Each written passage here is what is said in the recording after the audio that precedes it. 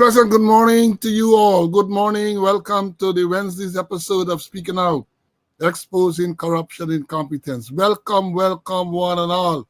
Today is Wednesday, the 27th day of November in the year 2024. Welcome. Hope you had a pleasant night.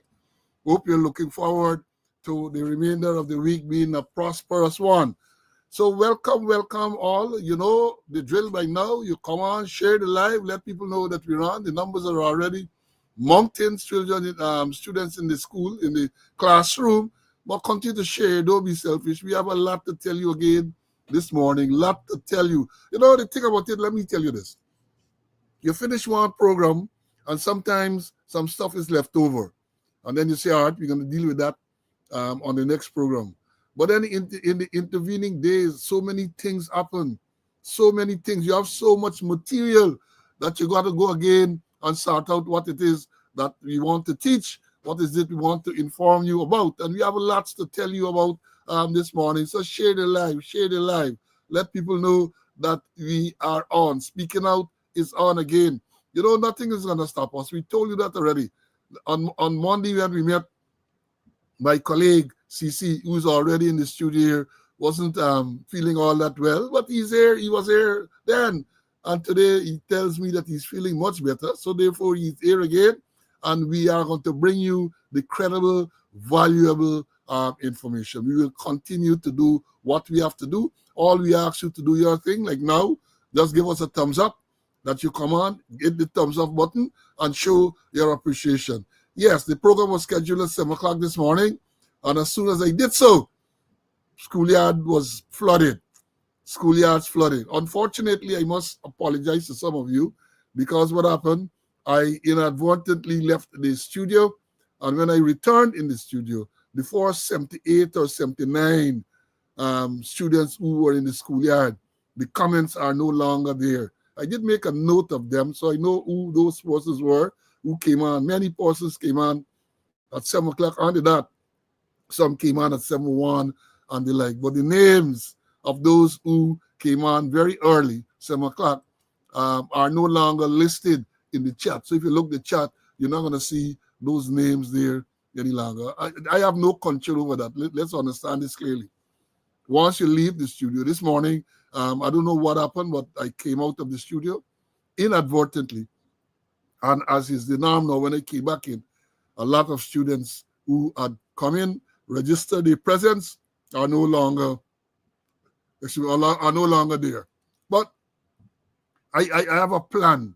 I have a system where I make a note of those who come on early, so I could tell you. I know for the purpose of the register, I know all those who are here, what time they came in, and all of that. So yeah, share the live. It's the thumbs up button, and we are going to run the roll call as quickly as I can because we have lots of students in the schoolyard. And then we're going to go into the announcements, and we're going to go into some very, very important information to you this morning. So sit back, relax, take your vantage point. And again, call your friend, tell your friend, share the live, let them know that Speaking Out is on this Wednesday, 27th day of November, 2024. As I said, we went live, we scheduled the program at 7, precisely at 7. And the first person was Tessa High from Florida. Then Wayne from the UK. Then we had John Cummins, Sean Robinson, Bert Burnett, Winston Kilkenny from California, Oren Baird from the UK, Carlton Lewis, Kenneth DeFormant, Magnell Barrow. They all came in at 7.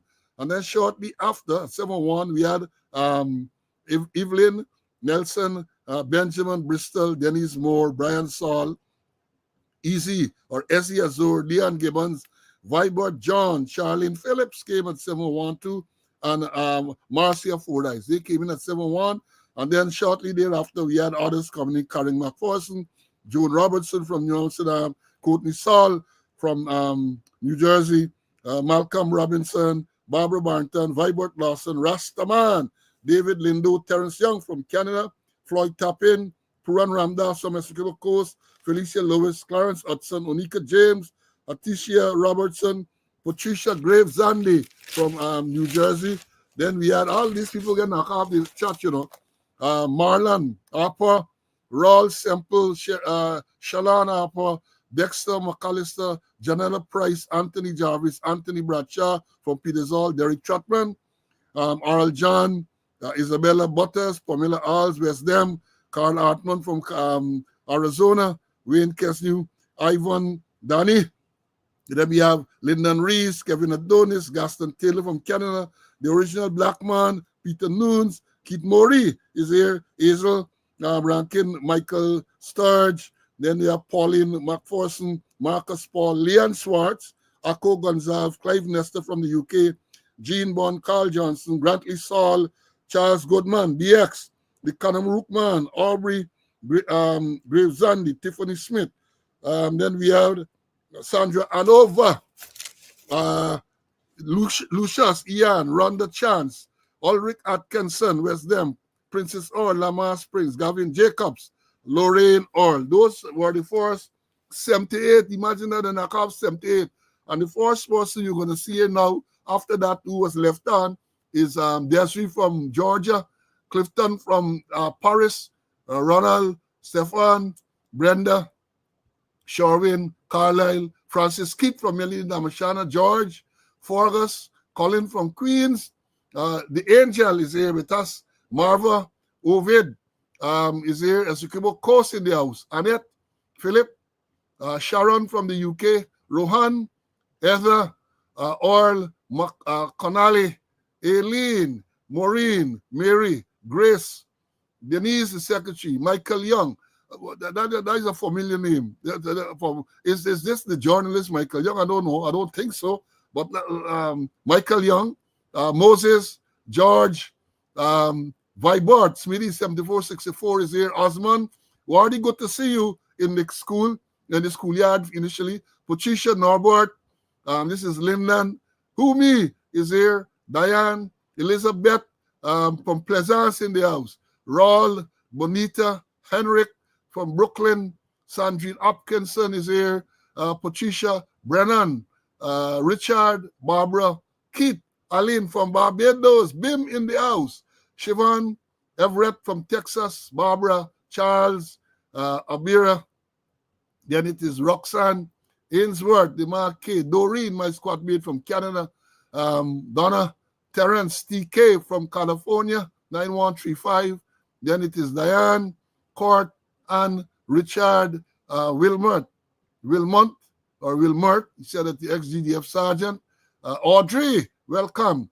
Colin from New Jersey, Matthew, Trevor, Orette. Rayburn is here, Dorette, Neville, Tallulah, Floyd, David, Ian, June, Esla, Corinne, Troy, Farina, Jason, this is the next, Jason Bob. Then we have Jason McDonald, Orville. Then it is Emerson. Then Melinda, Junior. Well, it's 12538, so I guess 12538 using someone else's phone. Wayne is here. Vernon, Chilo, R. Crawford, Raul, Gordon, Doris is here. Doris, welcome to the schoolyard. Marlon, Errol, Leroy, Nigel, Dwayne, Paulette, Roxanne, Clay, Eric, Marvin, the Hoppers are here. Carol, Roxanne, Anne. Then it is Theodore, Delan, Lyndon, Esther, Audrey, then Verlin. Then it is Jano, Lyndon, Cornbread is here with us. Stephen, Cecile was the last person in the schoolyard. And then when we went live, when the school door was open, we have Joyce, Trifosa, Joan came back, and then it is Bumi, Stian, Theodore, and the list goes on and on and on and on. Rose is here with us. Orwin is here.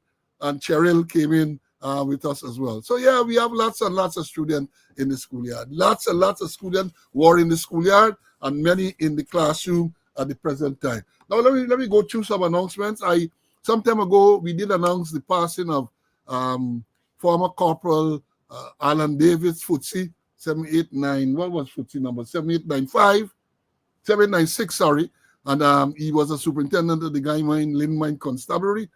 Information is that this funeral will take place on December the 6th in Borbies. I haven't gotten the details as yet, but I'm giving you early notice that Futsi will be buried in Borbies on December the 6th. So keep that date.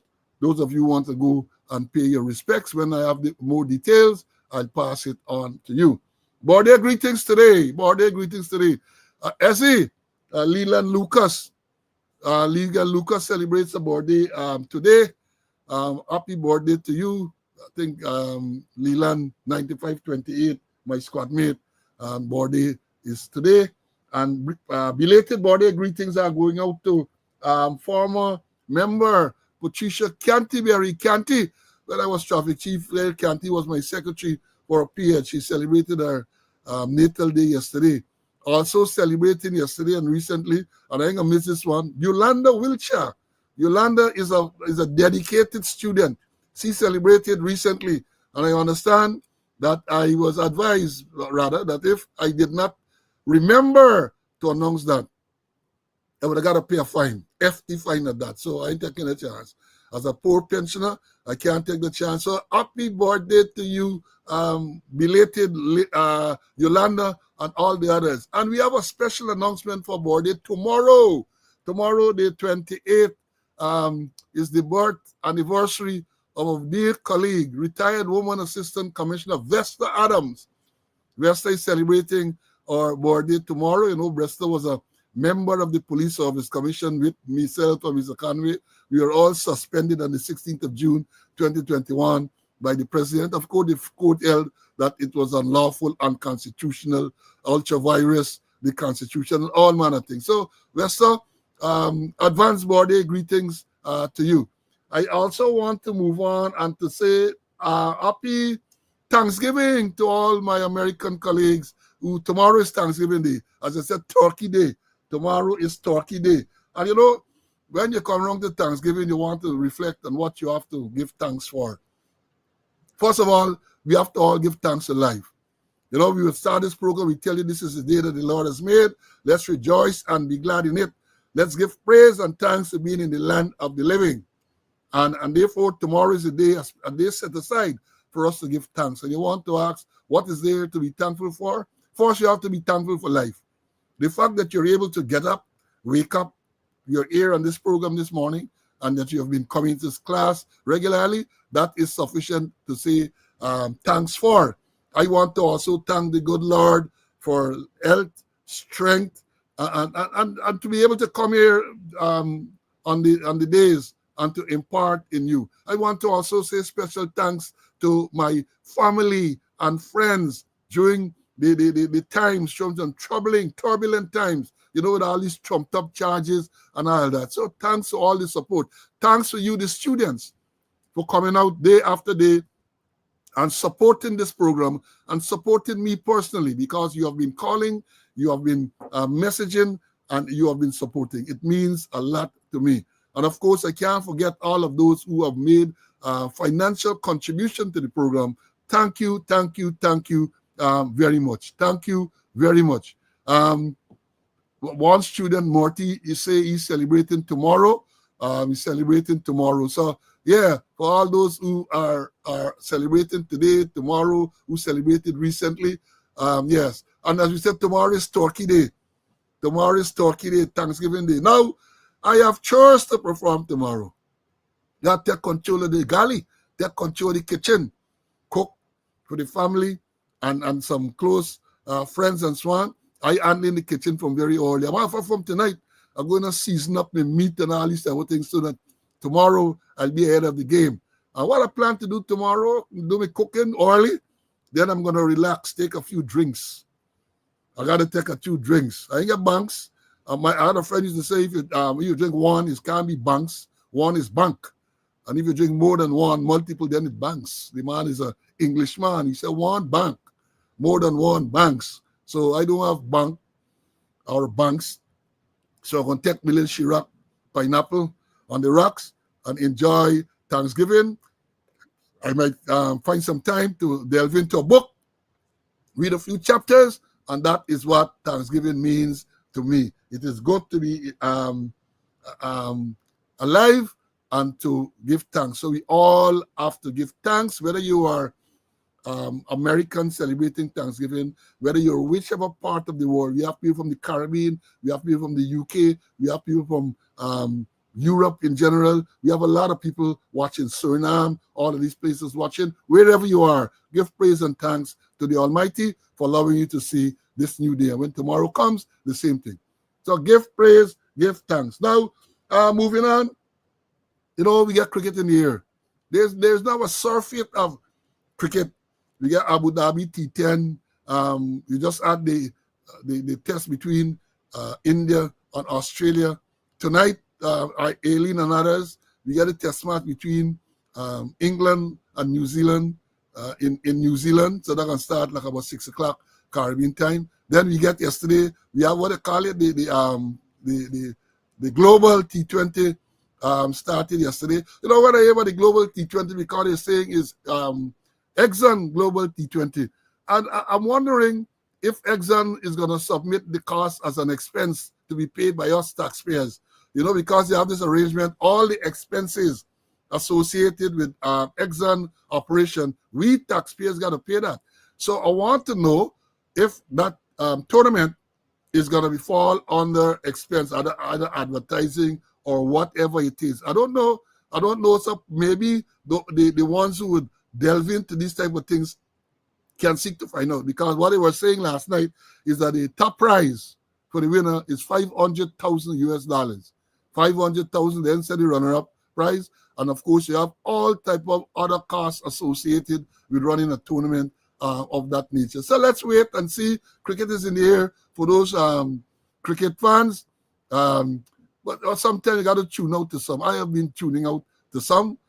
I ain't gonna miss Australia. I'm not gonna meet New Zealand and England this evening, because that is real cricket test match. Real cricket. So let's see where that goes. Let me bring in Mr. Conway, and then we are going to move on. CC had a long introduction, so welcome, my brother. And I know that you said that you're feeling better. I am thankful. We are thankful that you're feeling better. Happy to be in the land of the living, to do God's work, and I'm 99% better yesterday. And thanks to all those persons who called me, who WhatsApp me, who use various social media to find out how well I was doing. I'm okay, right? I'm okay. So, and I'm ready to go. I want to also join with you, Paul, in conforming the birthday wishes to all those persons, especially my sister Vesta. Shout out to you, Vesta. I have to call you. Make sure I call you tomorrow. And those persons in the States, so you hope you enjoy Thanksgiving. I had several Thanksgiving. I think the first one was in 1999 when I was in the FBI, and we skulked from classes because we didn't want to get catch up in a Thanksgiving traffic, traveling from Quantico, Virginia to New York, and I really enjoy Thanksgiving. And there's a Thanksgiving, you can't ask a turkey to vote for Thanksgiving. Yes, my brother. Yes, a lot to be thankful for. Now, what else I have to tell you? Oh, I said I do everything to they're trying to stop the program, they're trying to do all sort of thing, But I got to repeat what Melly Mel says. If you want to come for me, you got to be clean more than them Dunn's children's school book. Well, he said so. He said, if you want to come for me, you want to come after her. And I'm repeating that. You want to come after me? You have to be clean like them Dunn's children's school book. You know what happened there? Them Dunn's children, they get a school book, they don't write nothing inside. They don't write nothing inside. Right? Yeah, Wilmot, they said winning $1 million is what was announced for us. But last night, when I listened to the commentators were saying, I was surprised because the commentators said last night that the winning team gets 500,000. So I mean, if it come down from 1 million, because they had announced for us $1 million. 1 million. Yeah, so if you want to come for me, you got to be clean like them Dunn's children school book. Some of them got now only skeletons in the closet. They got a whole graveyard of skeletons. And them are the ones that's come and they want to play pious and tell you all kind of thing. Tomorrow is the day.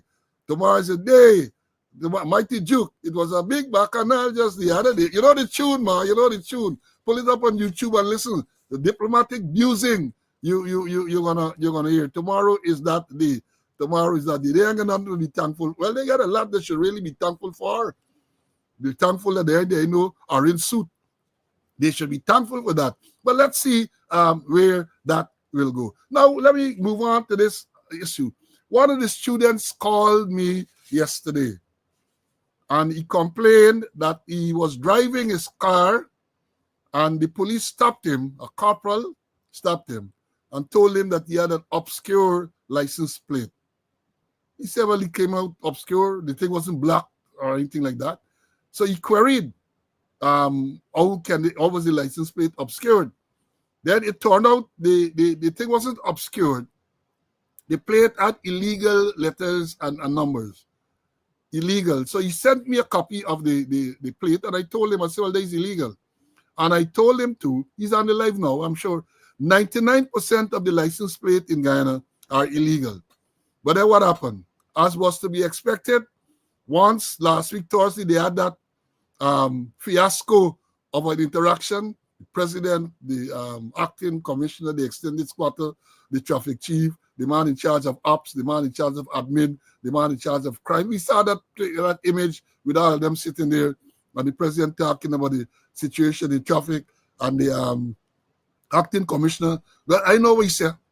I can't understand what the man said.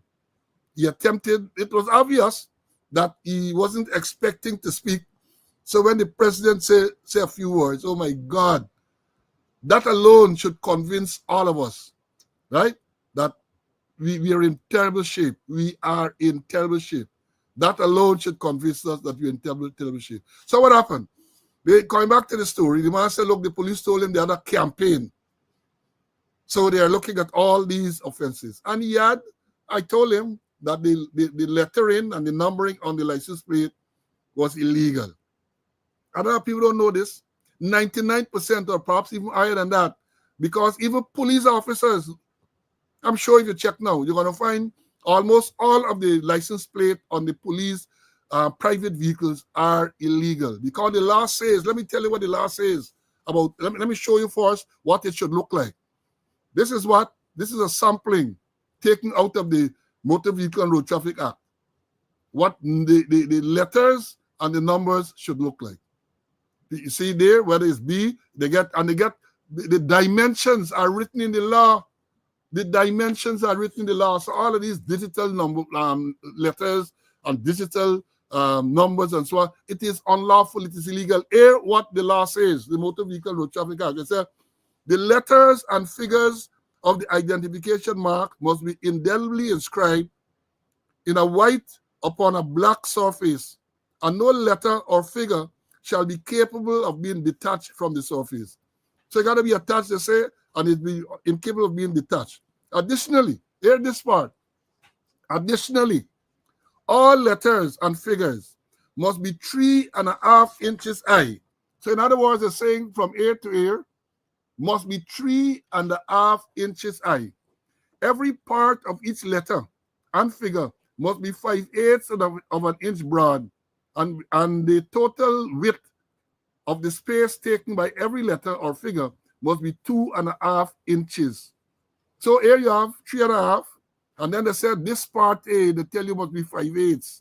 What must be this width must be 5/8 every part. This part, that part, 5/8. And then they tell you too that the total width of the space taken by every letter or figure must be 2.5 inches. Total space, 2.5 inches. Total. So it is there in the law. It is there in the law, right? But nobody. And then, I shouldn't say nobody, most, because my vehicle, or all my vehicles over years, I've ensured that they comply, the lettering and the numbers comply with the law. But we get all sort of things, if you look, all sort of fancy digital numbers, all sort of fancy numbers, those things are illegal. So I guess now that they have this campaign, because they're in campaign mode, they're going to pull people in. And then Right, Umi, that was the point I'm coming to. Perhaps Ghana is one of the only countries where when you go and you get you register your vehicle, they give you the number and you have to go and make your license plate. So that is what opens the system to all this other fancy thing. All these people making plates, doing their own thing. They ask you how you want it designed and so on. You go to the US, you go to other places.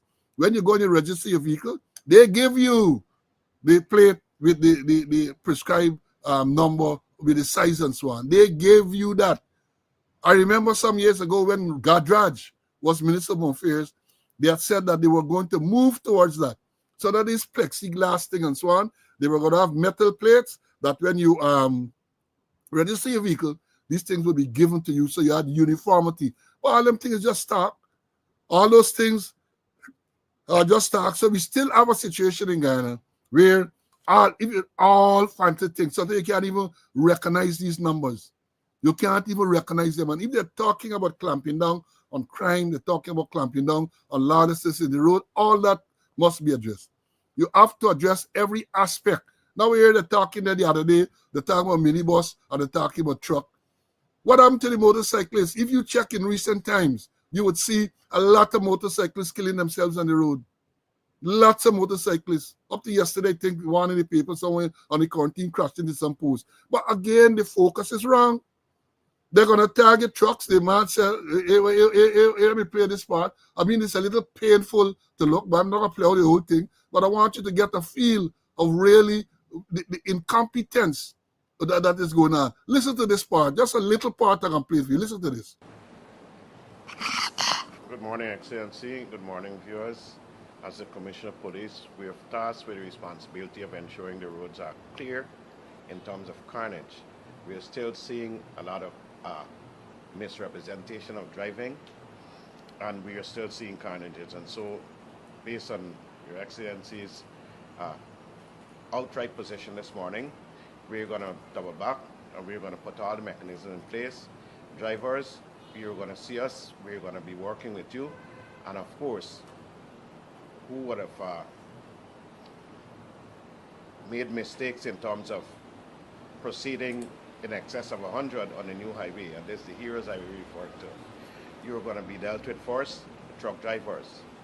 We're going to be coming after you, we're going to be putting you in order, and in fact, we're going to have retraining, we're going to have it redone. We have people went to the USA and they did the 5 days training.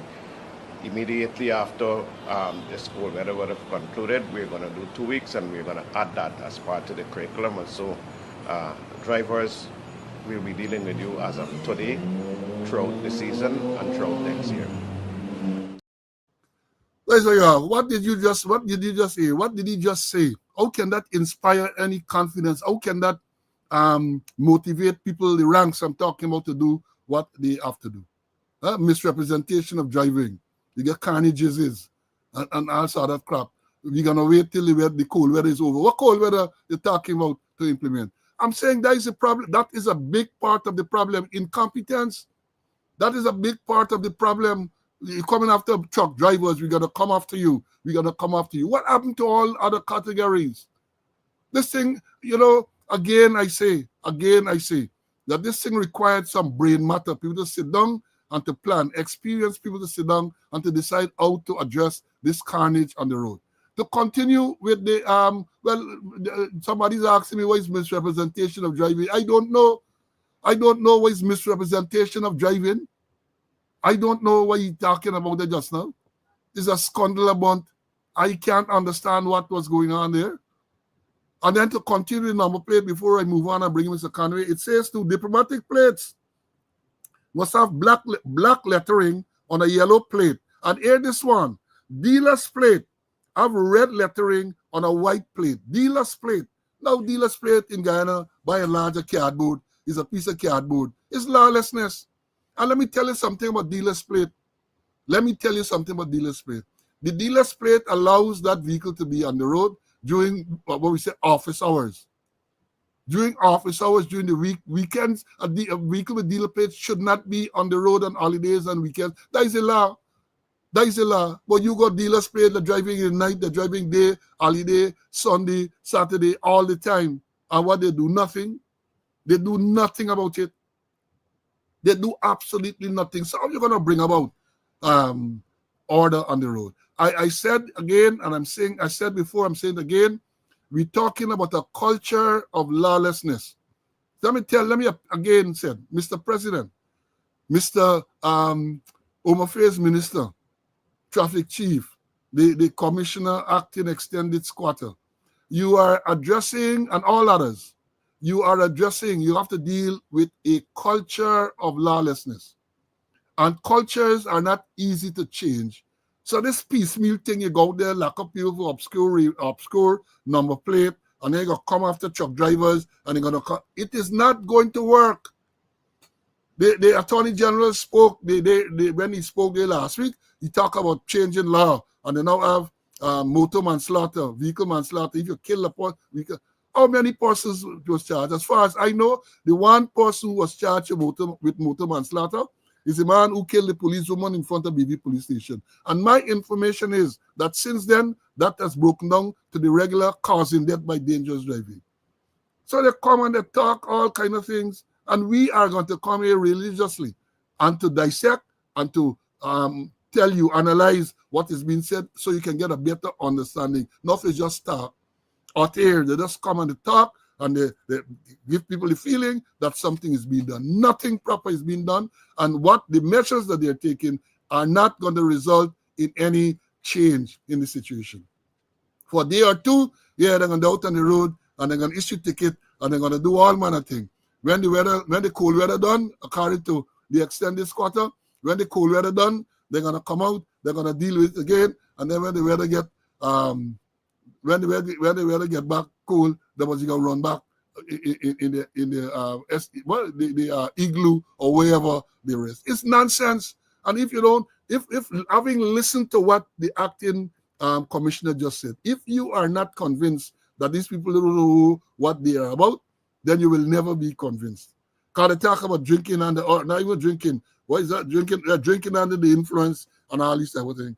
And shopkeepers and store owners must take away key and they're going to pass law. A lot of nonsense. The things are not going to work. They just come and attack to give the people, stupid people, that is, impression that they are doing. But anybody with a modicum of sense, common sense, can recognize that what they're talking is stupidness. It ain't work. Anyone with a little bit common sense will recognize that. Even them children, them that Melly Mel referred to, with them don't speak, with them clean school book, are likely to recognize that what they say in there and make much sense. It's according to Nyland, it's nonsenseness. Let me bring in Mr. Conway, man, get a little button. See, listen to the number plate story and what the extended spotter say. How confident are you that they can bring about a change into this carnages, according to what he says, the carnages on the road? We say over and over again, that there's no one-shot solution to this problem. There's no silver bullet. It calls for an holistic approach. And then when I listen to the extended squat, it's talking about cold weather, misrepresentation of driving, and all sorts of nonsense. I think he was taking off guard, but if he was prepared to, I didn't expect to have anything better than what was presented there, And I always remember when I was doing my particular course, and the DPP then, George Jackman, he said, when you're incompetent and you try your incompetent best, you are still incompetent. Let me repeat. When you're incompetent and you try your incompetent best, you are still incompetent. And I'm glad that you quoted the law and you showed them what the number plate should really look like. Because all the number plates is in the breach, or the majority, 90-something% in people putting all kind of number plate. Any and everybody making number plate. And even the dealer's plate too. A piece of cardboard they hang on there. and you see them Sunday, you see them holidays, you see them all kind of thing. And then we talking about trucks, and the trucks driving without number plates because they are not registered. They're driving without number plates. The whole thing is chaos. But then unless they have a holistic approach towards traffic, things never gonna do well. And like what the president did there. Well, and I said it, and I'm gonna repeat it. That was a seagull management. Seagull management. When you hear something wrong and you fly in, you make a little noise, crap up, and shit up on everybody, and you fly away. That is seagull management, and it's at all levels, more so in the police force. Remember when the extended squatter went to Essequibo, fly to Essequibo, talk a whole lot and nonsense, call the man and tell the man you got 1 week to come here and lick up this place, and then go along your way and them kind of thing. The seagull management, and they need to get rid of seagull management. You don't need, something is wrong, you fly in, make a lot of noise, crap up, and shit up on everybody, and then you fly away. Them thing though can bring the madness that's going on the road under control. Yes. Let's say you're coming to spend a week and then you're going over. Let me give you all an example of seagull management. Look, listen to this. I'm going to play the whole thing. Just get a pop. Yes. Let's say you're coming to spend a week and then you're going over. You're coming to spend. No. You're just going to spend 1 week because we are bringing up a few from the TS2. They're going to be working on the giant services. I think the problem they have up here, the police kind of. Look, I want to use the term. Alright, I want to use the term. So you're going to spend 1 week, clear up this whole place day and night, tumble up this whole place, lock up everybody, and back to them, right?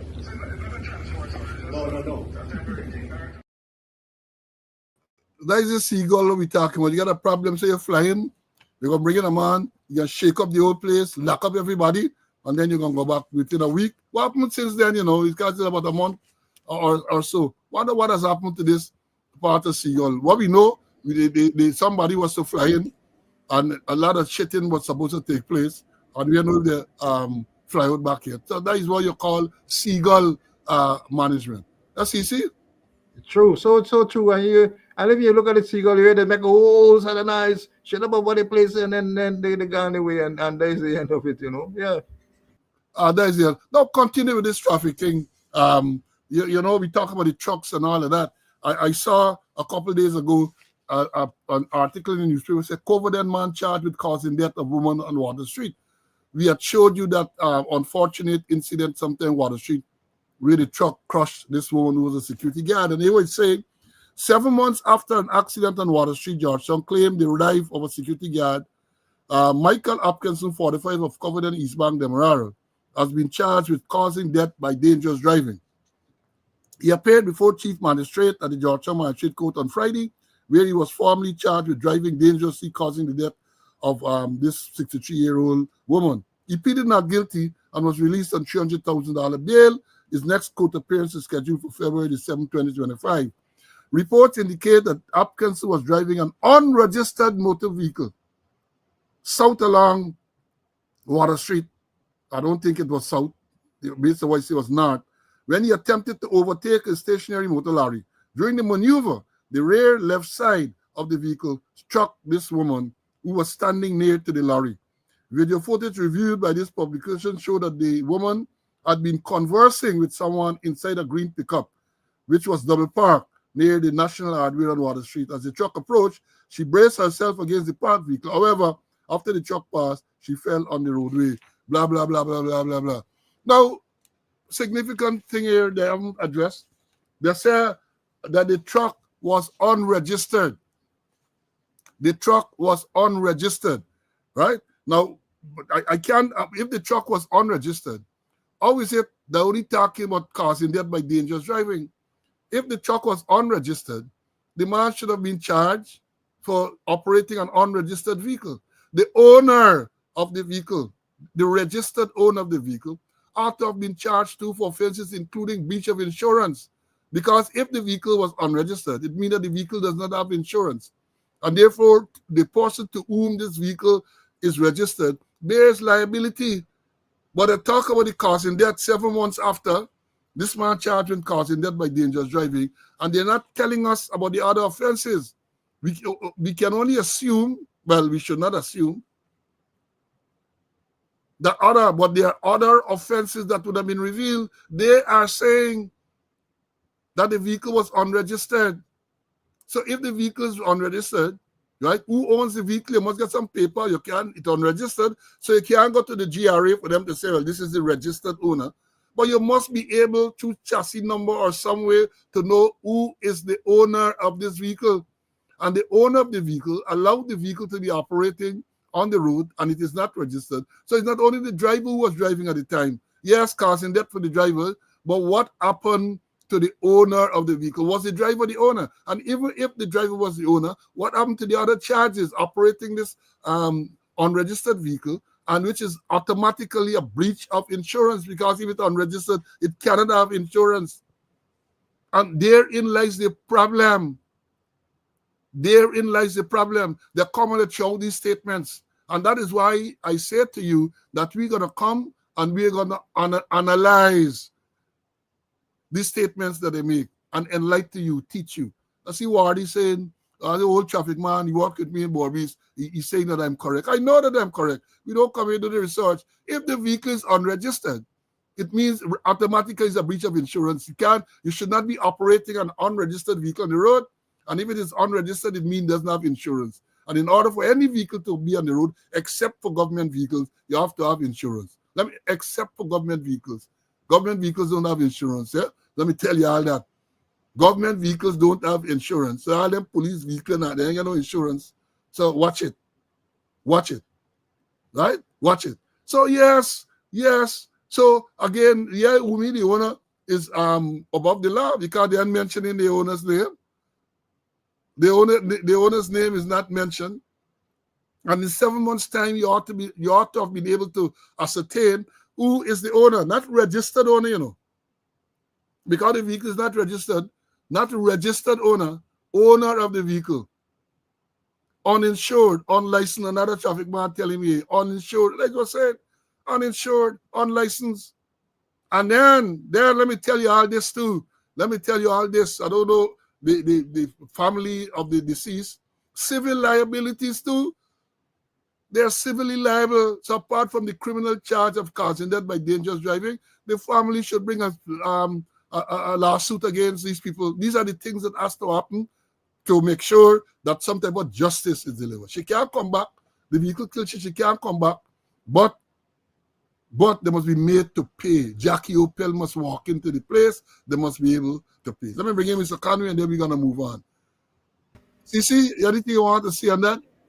I think 7 months then before you could bring a charge. 7 months then before you bring a charge. And the people be saying all the time, the allegations are that those trucks are owned by senior government officials and senior politicians of the PPP. So apparently they covering for them. And then again, it comes to another point that would just spring up there. Will they make an application to the minister for the driver license to be suspended? When person get charged with causing death by dangerous driving, you write the minister, me as commanders, you write the minister and ask that the driver's license be suspended pending the outcome of the case. Now they're saying that they got 90-something fatal accidents. I wonder how many persons were charged with causing death by dangerous driving. For the sake of argument, if you say out of the 90-something, 50 were charged for causing death by dangerous driving.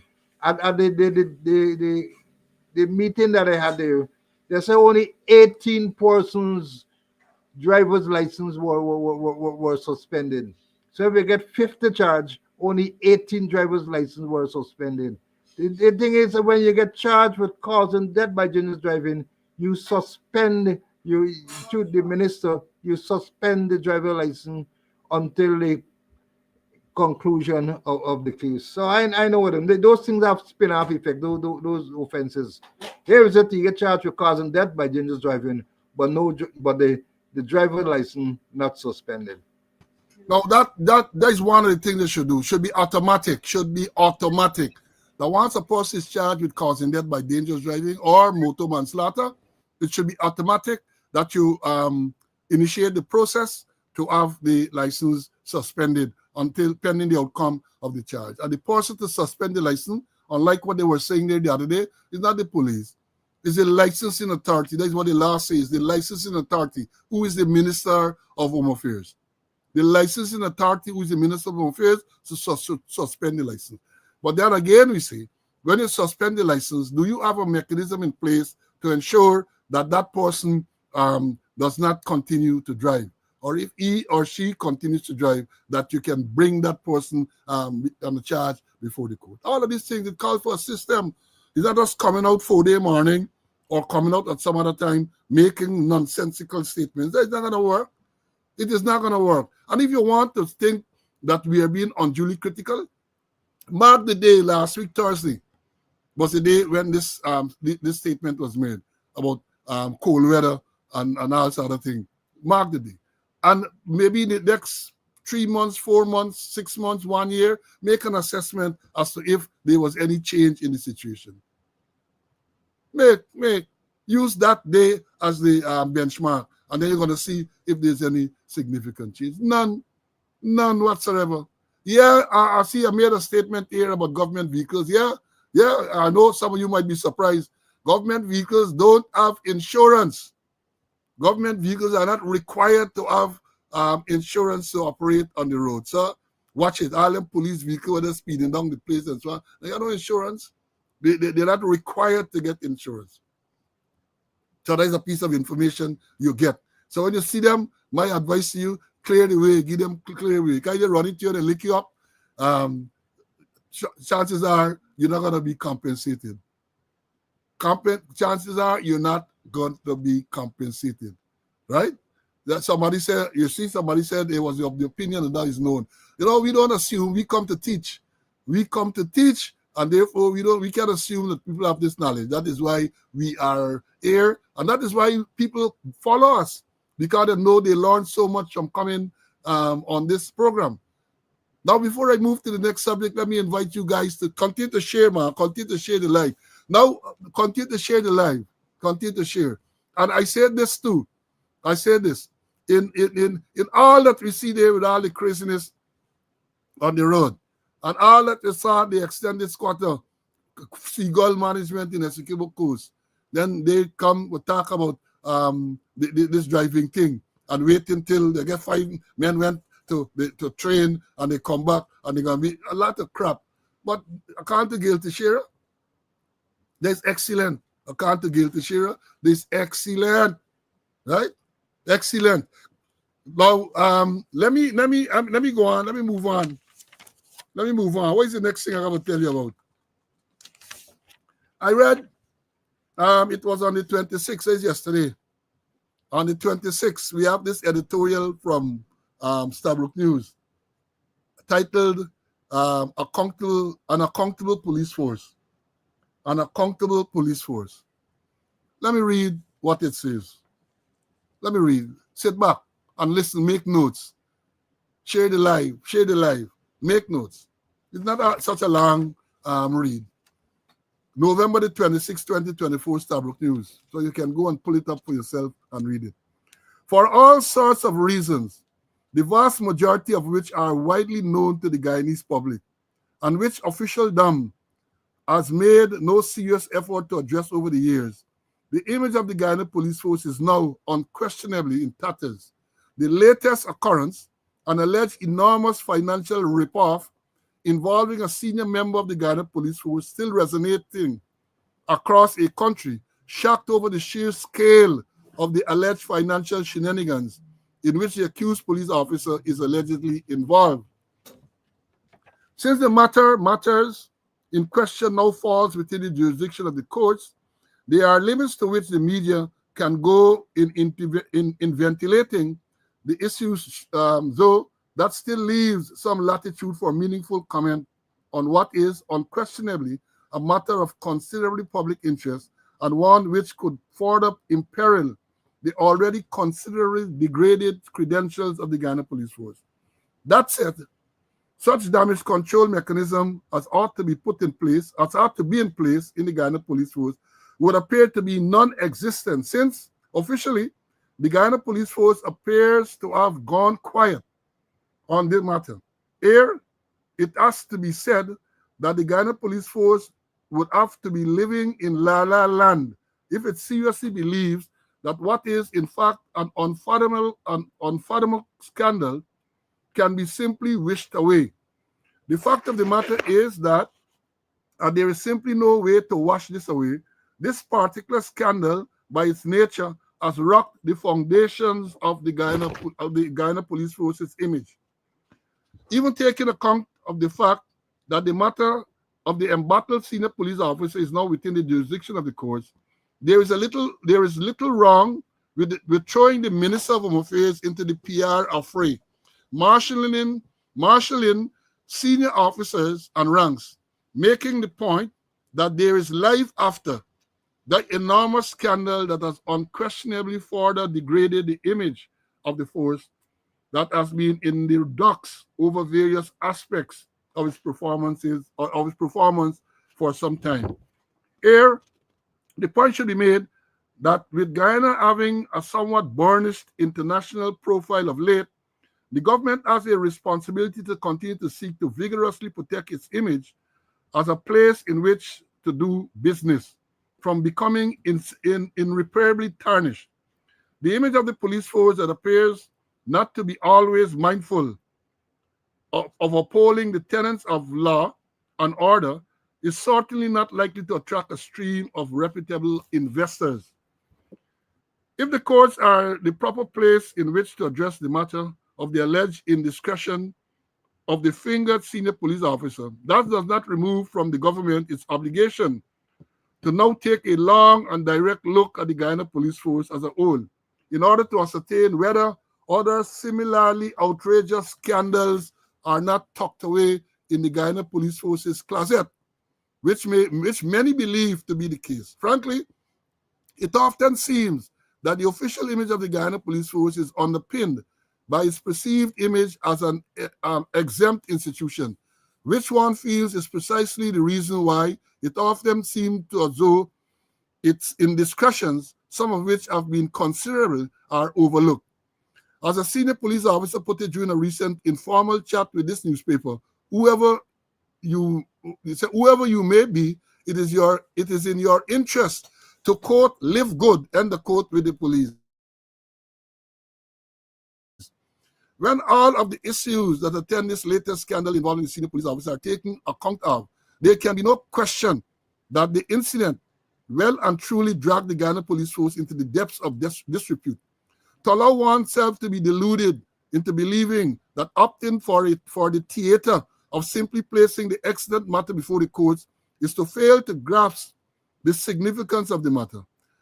Much of the problem here has to do with the fact that this time around, the Guyana Police Force comes to the court of public opinion with considerable baggage, which is precisely why the matter has assumed the proportions of a national scandal. From the standpoint of the populace, the Guyana Police Force, given its critical role in effective law enforcement, has for far too long been exempted from much of the criticism that it deserves. Truth be told, there have been open and shut instances of both state and public overindulgence of the Guyana Police Force. All of this is happening under the very nose of the political administration and on the watch of a minister who, not infrequently, appears altogether detached from the Guyana Police Force and its tribulations. Unlawfulness within the Guyana Police Force, charged with overseeing adherence to law and order, is far from reassuring to both our national audience and those who, for all sorts of reasons, are looking in from the outside. They say a lot there. They say a lot. But basically what they're saying, the image of the force is in tatters. They didn't call the name, but we know they're referring to the 252 charges, criminal charges against Assistant Commissioner Calvin Brutus. 252 charges against Assistant Commissioner Brutus. The image of the force is in tatters, and the government seems not capable, not willing to do anything about it. And we say, given what is taking place, and they make the point here, so I will make the point, in order to ascertain whether other similar outrageous scandals are not tucked away in the forces class yet. A lot of people believe that this is only one man that put there, but others are involved. And I said on this program, and I'm saying it again, given the magnitude of what has been revealed, others have to be involved. Others have to be involved. I'm not guessing. I'm not speculating. But a man can, as they claim, instruct the police. That's the allegation. Again, I say it's an allegation. And Brutus is presumed innocent until proven guilty. But the fact that an allegation is made that the man thieving money, 60 million in one case, 20 million in another case. In another case, I say order two checks, the police finance officer to prepare 2 checks for total of 13 point something million from the Central Welfare Fund. How is it? How is it?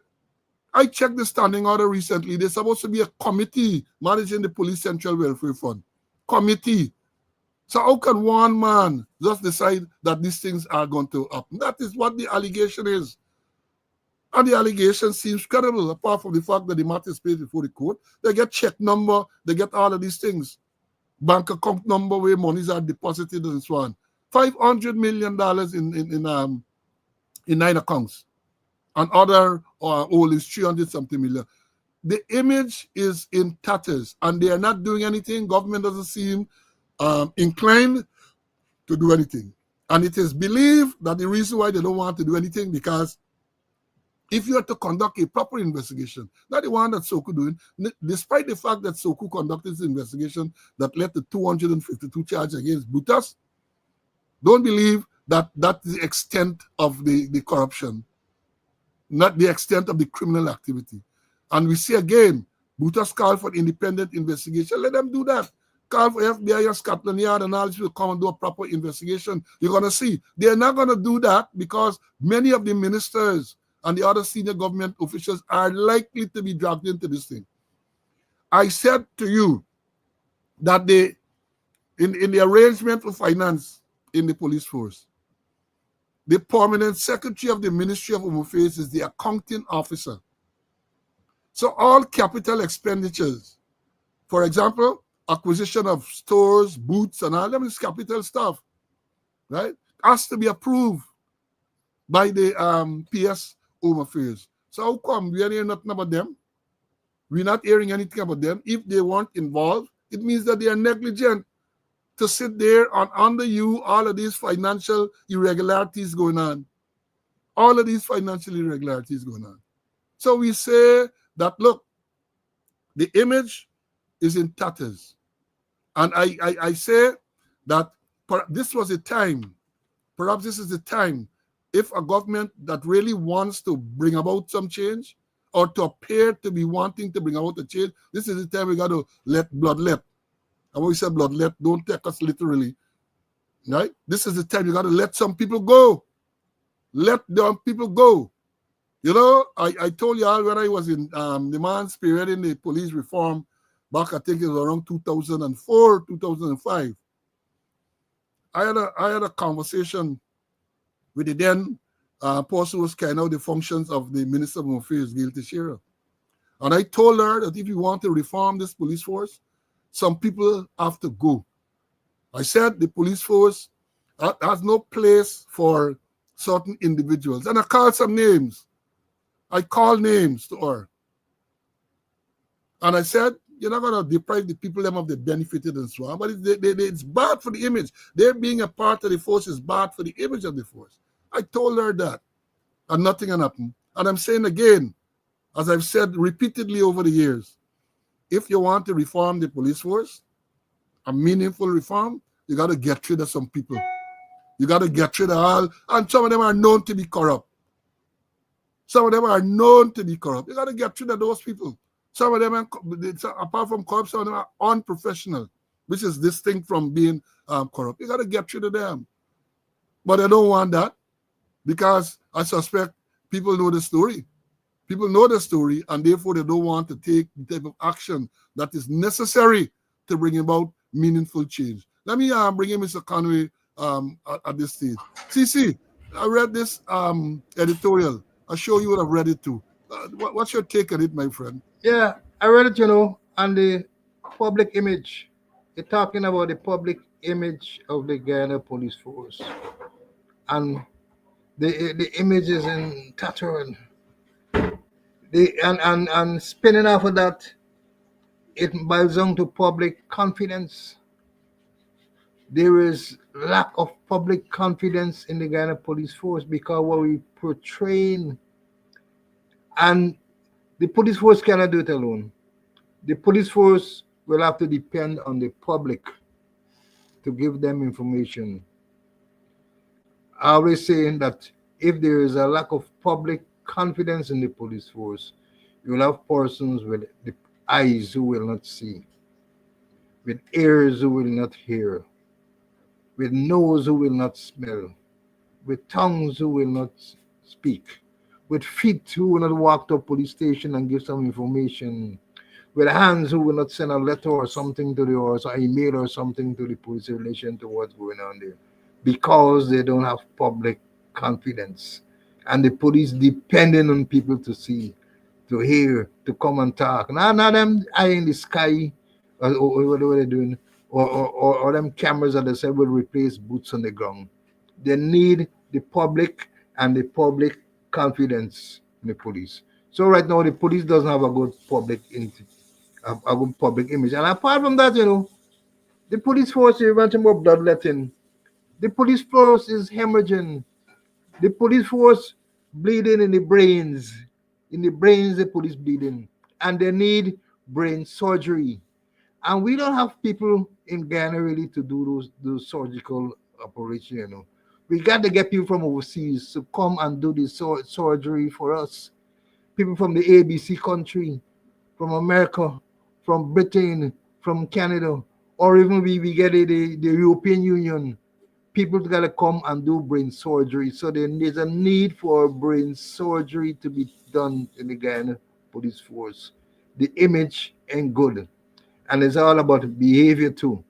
Where I always saying that there's need for a behavioral science unit in the Ghana police force to be established so that they can pick up early warnings and get early interventions. We have plenty we're getting plenty early warnings, but we ain't doing anything about it.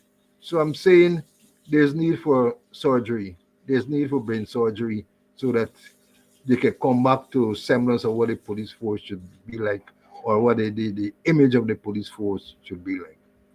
And some of the commentators like to point out that it isn't only now you have problems in the police force, and I would be the first to accept, but not this magnitude of problem, not this type of national scandal.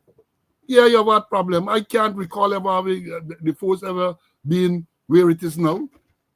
Every day is something negative about the police force. Imagine you have a senior police officer, and I said the de facto second in charge, facing 252 criminal charges. Imagine that. Just imagine that for a moment. Imagine that for a moment. 252 criminal charges. And again, we say the person is presumed innocent until proven guilty. But the mere fact that these allegations can be made is worrying. And when you look at the details of the allegation, it's not something, an opportunity. Not so that we are agreeing with this, but it's not like an opportunity present itself and you're momentarily tempted, you lose your sanity momentarily. This seems to have been a properly well-organized criminal scheme. And we said, the man is litigious, he likes for sue. He recently set up here $400 million. We say, hey, the records are there. Every one of those departments, the finance office, the quartermaster stores, the police consumers, the construction section, all of them, look at the changes that were made to the staff in a particular period of time by the same person. Look at the changes that were made, and it would appear that those changes were made to facilitate the criminal activity. People who knew the system, people who might have resisted, were removed. People run out the work. People run out the force. People say, when they see trouble, like, taking no trouble. I remember a man was there, put at finance office. When the man saw was going, he was close to retirement. The man tell him, not me. I ain't going to jail. And there's not now, about a year or two ago. The man move on, about 2 years ago. The man move on. And I want to know if those persons who they said, because SOCU is a branch of the Ghana Police Force. Not a strip police force, they tell about independent. And SOCU is a branch of the Ghana Police Force. Right? And as SOCU is alleging irregularities at the police finance office involving the finance officer, at the quartermaster stores involving the quartermaster, at the consumers involving the person in charge of the consumers. I want to ask this question: are those persons still in those positions? Are those persons who sat there and allowed themselves to be bullied, as they're claiming, still in those positions? To me, that is evidence. The mere fact that the investigation would have revealed what is revealed, leading to charges, show that those persons should not continue to be in those positions. They are not suited to be there. When a finance officer can sit down and then later on say he was bullied into writing 2 checks for $13 million, and then they posted the police consumers a check for 60 and another one for 20, and all the shenanigans that they said to have taken place at the quartermaster store. Those persons should not be in charge of those units any longer. They should have been removed immediately. Can't tell the president said immediately they should have been removed. That's common sense. And then someone asked a question here, one of the students I put up a while ago, about auditing in the police force. Comrade, me, I know if they still get an audit office.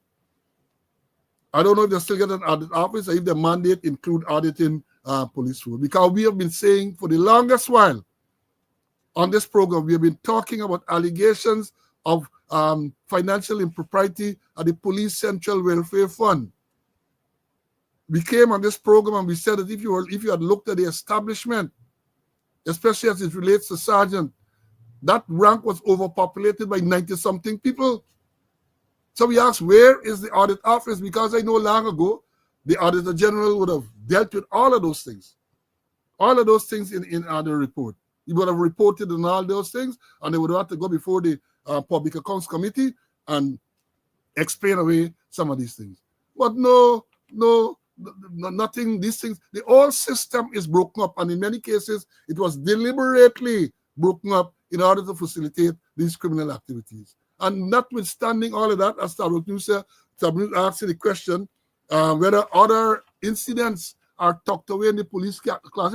No, not according to guilty share. Because guilty share say, I'm to inform you that in the circumstances having considered your contentions and upon weighing same against the accomplishments of the Ghana Police Force under the superintendence of Mr. Ikin, including the significant decrease in serious crimes, improved public confidence in the force, the overall enhanced performance of the force, and in particular, the performance of Mr. Ikin, His Excellency has concluded that it is in the public interest and in the interest of national security that Mr. Ikin be appointed Commissioner of Police.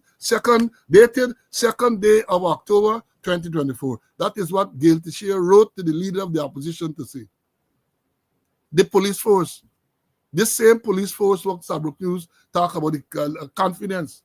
Nobody has any confidence in the police force. I don't have to be, let me put it this way. The most pro-police person that you could find, the most pro-police person cannot come out with any and say that what the editorial said is not true. Confidence gone, nobody, the image of the force is gone. It's hard to imagine that it will get any worse. Hard to imagine that it can get any worse. And then this letter that Guilty Share, right? They're talking about promotions, promoting senior people. We had a list leak some months ago about some people to be promoted. You don't know anything about that any longer. Promoted instead of taking proper action. And let me say this before I bring in Mr. Conway again. You know, it is unfortunate when these things occur because of lots of ranks who are honest, hardworking, and deserving of their promotion. They're in the same bundle. They're all being deprived because of all this scandal and so on. I want to see the go ahead now in all what is going on, rather than trying to reform, we said they're promoting people. People should be sent home, not promoted. People should be sent home. People should be told, thank you very much. Bye-bye.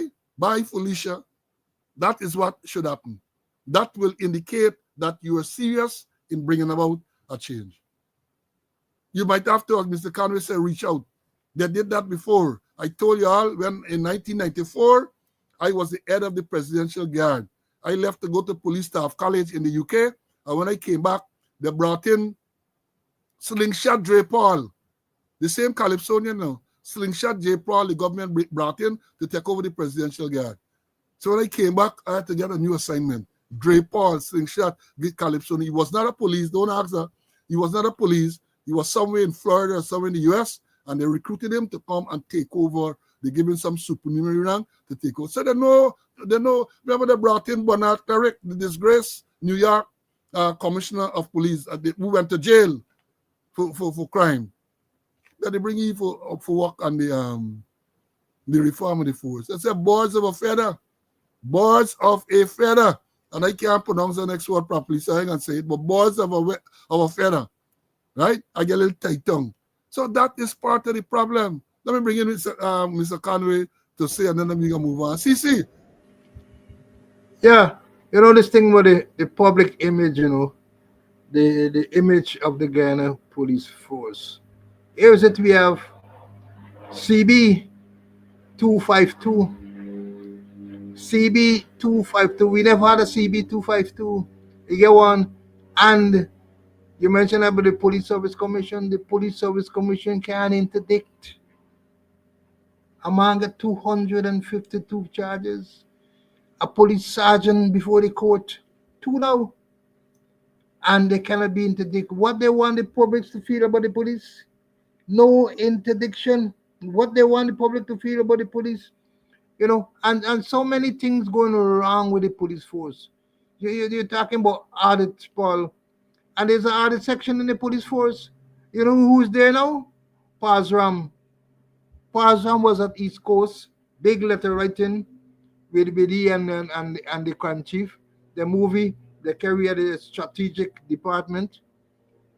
And suddenly discovered that they're misusing, the misdirecting funds, the financially irregularity there.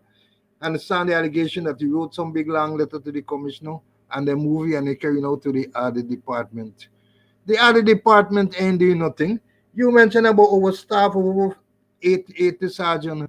I wonder what the auditor general, because I know with a change that when you're preparing monies for salary even on a monthly basis, you guys say the establishment is so much. One commissioner, there's time one commissioner, so much assistant commissioner, go along the line, so much sergeants. Now, when they're going to see that the establishment is overstaffed by 80 something sergeants, how the ministry are allowing that to happen? How they allowing it to happen, So it's not only the police force, but the other people there who are supposed to get the checks and balances, Ministry of Finance, Ministry of Affairs, all those persons gotta come into play. You overstaffed by how much 80 something sergeants and maybe more corporals, and when you're putting up your monthly thing to get salary, that doesn't show up, and the finance are allowing that this is your establishment, you establish X amount and you put it in for salary for X, Y, and Z. Something is wrong somewhere along the line, and the police image isn't good. It is battered. I ain't even think you could call it an image. I know we call it, and unless they do proper action is taken, it's gonna get worse. It's gonna get worse, or as we used to say, it's going to be worse or worse. Yeah, let me say this. Isabella and others tell me they say birds of a feather flocks together. I know it's flocks, but it's got to take me time to pronounce the word flocks. It might come out as something lewd and vulgar. So that is why I avoid saying it is. I know birds of a feather flocks together. FLOCKS together. But it's going to take me time because when it comes to pronouncing flocks, sometimes get tight tongue and it might come out wrong. I don't want them to accuse me of being vulgar on this educational program. And the RCC, you said it. Today, according to my count, is about 34 days since Brutus was placed before the court. He was placed before the court on the 24th of October, 30 charges initially, then he went back for another 210, then he went back for another 21. And up to now, according to what I understand, he has not been interdicted. Police didn't say nothing about him being interdicted. His driver, and as we said before, being according to his rank, he has to be interdicted by the Police Service Commission. But it seems that you have an incompetent secretary there, because we are saying, and the only secretary and the commission, because we are saying that this is public knowledge that Brutus appeared in court. So what are you guys waiting for? And the sad thing about this, when only Brutus is driver too, and in the case of his driver, because he's a sergeant, and the other sergeant that went to court last week, is the commissioner of police have to interdict those persons. So what are they waiting for? We told them what the system is. Let me deal with the sergeants first. From the time the DPP would have recommended that those persons be charged, that file should have gone to the office of the commissioner. They would then make copies of that file for the persons who put in their personal file. Copy of the crime file would have been made for their personal record. So it is there in the personal record. The people in charge of HR, admin, call them staff officer, head of whatever they style it now, would have seen the nature of the charge and so on. And they, if they were efficient, would have gone ahead and prepared the interdiction notice. That's to the sergeant. From the time they appeared in the Georgetown Magistrate Court, they would have then been advised, this person appeared in court on such and such a date. And the interdiction notice, the interdiction takes effect from the date they appear in court. The interdiction takes effect from the day they appear in court. The Police Service Commission arrangement might be a little longer because you got to send to them to tell them that this man appeared in court on this day. And the interdiction notice should be prepared. The interdiction notice should be prepared. They know the same acting commissioner extended squatter. Back in 2022, on the 5th of July, when Damian McLennan, Thurston Simon, and the Nabriga were charged in relation to this Quinton Bacchus killing. One man, in the case of McLennan, he wasn't even near at the site. He was nowhere there. They bring up some fancy charge and they give you. And Ikin, the acting commissioner, dismissed those three ranks on the day they appeared in court. Not interdict, unlawfully, unconstitutionally dismissed them from that date. And here it is now, you got people who are to be interdicted. And they have not, as far as we are aware, been interdicted. And you want to know why the image of the force is in such status. It simply means that those persons are not being interdicted exercise full police powers. So they can arrest, they can do whatever they want to do because they have the full police powers. And in the case of Brutus, who's an attorney at law, one wonders, will he be allowed to appear in court, say representing clients? What action will the Bar Association, whoever has to take action, take? Again, we know about the presumption of innocence, but when a person is interdicted from the police force, that doesn't presume that they are guilty. It's a process because you ought not to have one who is charged criminally performing the functions of the force, of the police, performing the functions of a police rank. So that person is interdicted. And I wish to remind you that in the report to the President and the Parliament 2023 report, the Police Complaints Authority pointed out that where it says ranks are charged criminally and are not interdicted. And here we have evidence again to support that contention that ranks are charged criminally and they are not interdicted. So where are we going? A simple administrative process like that. Simple administrative process. Interdicted, placed, and half pay pending the outcome of the charge. So you got a man, 252 criminal charges, his driver and others, full salary, full benefits because they're not interdicted. full. They got everything. No doubt they're gonna go on let me say this, because that was one of my peeves over the years. One anticipates that coming towards the end of the year, with this by vote and thing, you were there, policemen getting a 1.5 salary. Policemen getting a 1.5 salary. Even those persons, once they're not interdicted, the same man with 252 criminal charges, he can get you 1.5 too. He will get you 1.5. The sergeant with them, can get a 1.5 too. That is what is happening. And I had always said, even though when I was in the force, I benefited from the 1.5 salary, I said this thing wrong, because it should be based on performance. But you get people on sick leave, people who hardly work during the course of the year, but they get their 1.5 salary. The thing is buying loyalty. And let me remind you, the same thing happened when the GDF started to get it. The then chief of staff decided that some officers who were not performing should not get it. They took him to court. Let me repeat that. Some of you get shallow memory. Students, take out your notebook. When some years ago, Army started to get, because when the thing started, force was just police. Then the Army started to get the 1.5.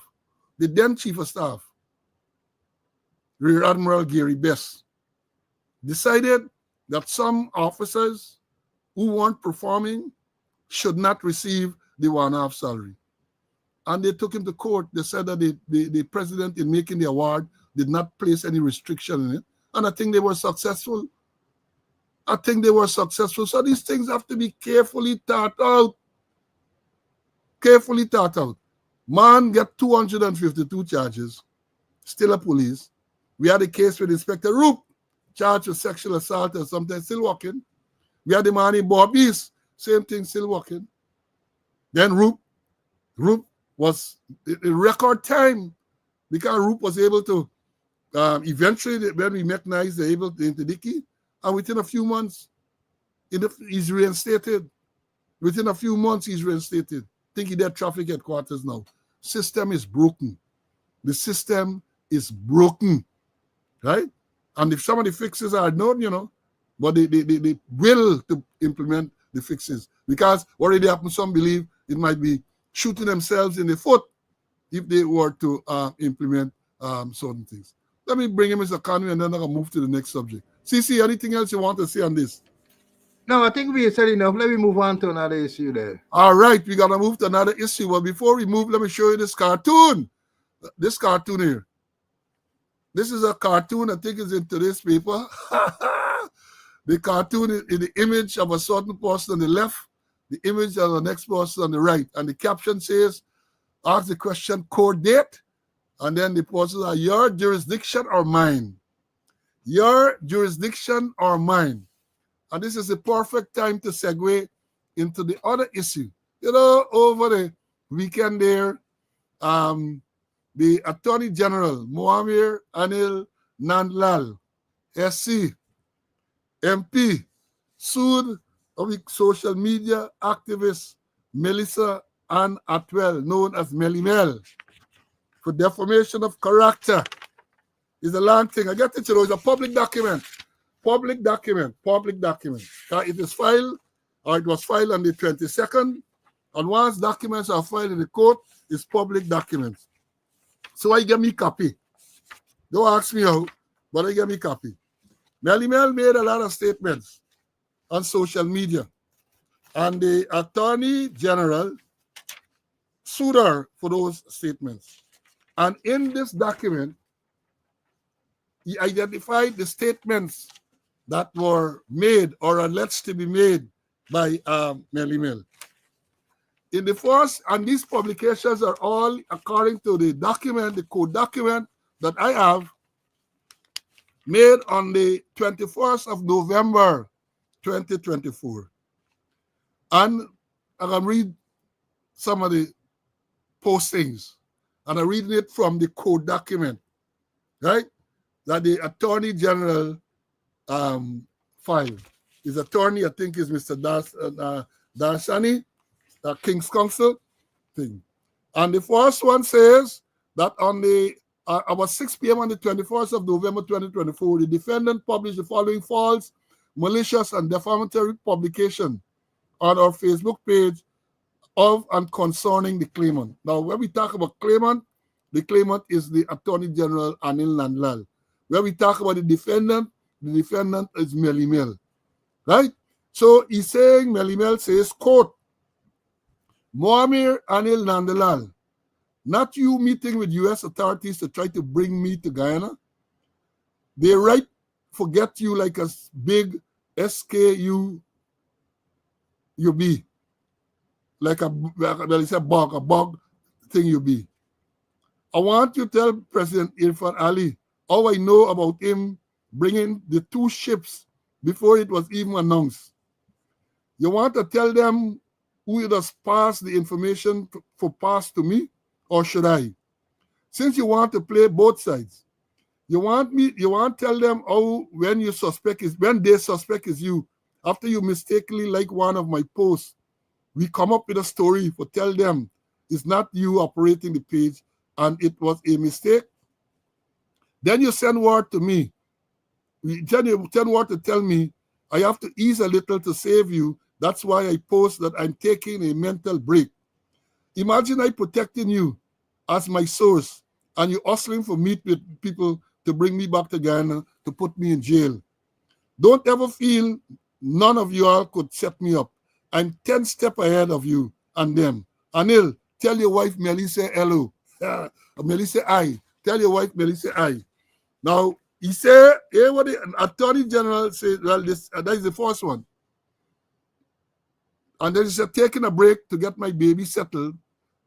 It continues, I'm taking a break to get my baby settled in, and I'm coming for you tomorrow.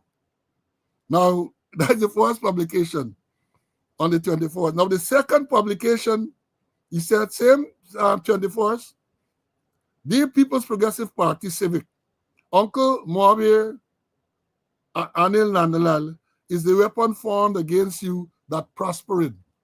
Here what the second one says. Dear People's Progressive Party Civic, Uncle Moabir Anil Nandlal is the weapon formed against you that is prospering. Come on, y'all share this thing. This thing's sweet bad. Y'all share. It's sweet bad. Then he go on to say, here what he assumed, well not assume, he interprets those statements as he's saying to say that one, that he is untrustworthy and dishonest. 2, that he speaks ill of his fellow cabinet members. 3, the cabinet is unfit, the claimant is unfit to be Attorney General and Minister of Legal Affairs. He said the claimant that he is unfit to be a member of the legal profession. He is unfit to be the leader of the bar. He is unfit to be a member of parliament. He is unfit to be a public figure and a political leader. And the last one he's saying that he is unfit to be a member of government and cabinet. Remember, he says she made these statements, and based on the statements she made, he is saying that is what it means. That is what he means. And then the third publication, approximately 7 p.m. on the 24th November, he said, to my other sources, that's what she's saying, quote, and again, this is some e-lawsuit, that he filed. So it's public document. You can go there and get a copy if you want. To my other sources within the People's Progressive Party Civic, y'all know I would never sell y'all out. I always got y'all back.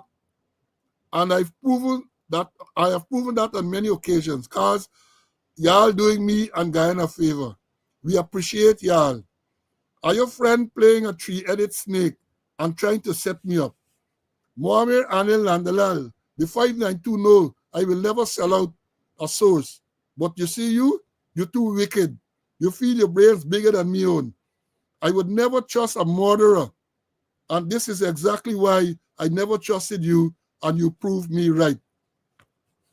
He said that statement, according to his interpretation of that statement, that he is a murderer, that he has committed a crime against the laws of Guyana, that he is unfit to be Attorney General and Minister of Legal Affairs, he is unfit to be a member of the legal profession, He's unfit to be a leader of the bar. He's unfit to be a member of parliament. Unfit to be public figure in a political leader. That he's deceitful and untrustworthy, and he's unfit to be a member of the government. That is how he said the statement that was just read. That is how he interpreted that to mean. Now let me go to the next one. The fourth publication. The fourth publication again on the 21st. 21st. All these publications are on the 21st of November. Says, Mohammed Anil Nandalal, please inform People's Progressive Party that you, your brother, and Indar wanted to do the deal and supply fuel to GPL. Mind you, your brother is the CEO of GPL. Then y'all vexed when it went to a cricketer company. Y'all tell me how the cricketer fronting the president company for President Ali, and to write about him so Jack Dio could see, because he does put some long-haired boy named Steve and Jason Abdullah to report anything on my page. That is the fourth publication. There's 9 of them. And then he go on to say the same thing, the statement causes you to believe what you got to believe. Then publication number 5, 6, and 7. That is how they get it in here. Publication 5 says, Mohammed Anil Nandal, tell Priya Manik Chan, you tell me how she sell the school in Wakana with President Irfan Ali uncle. And when I go to post about it, you said, don't post yet, because not enough people know. And let me wait. You're going to tell me when to post it. Priya Manik Chan, why are you selling out the children of Guyana school?